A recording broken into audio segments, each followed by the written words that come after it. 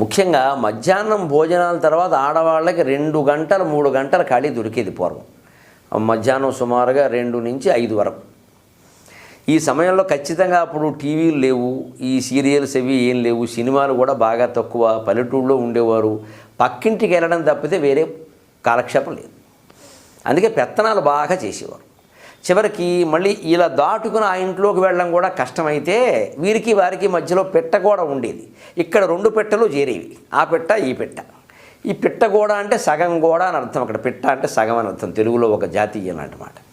దాని మీద అలా చేయి పెట్టుకుని 2ంటికి ఈవిడ మాటలు మొదలు పెడితే పక్క ఆవిడతోటి 5ంటికి ఈవిడ మొగుడు ఆవిడ మొగుడు రావాల్సిందే ఈ రేడియో ఆపాలంటే.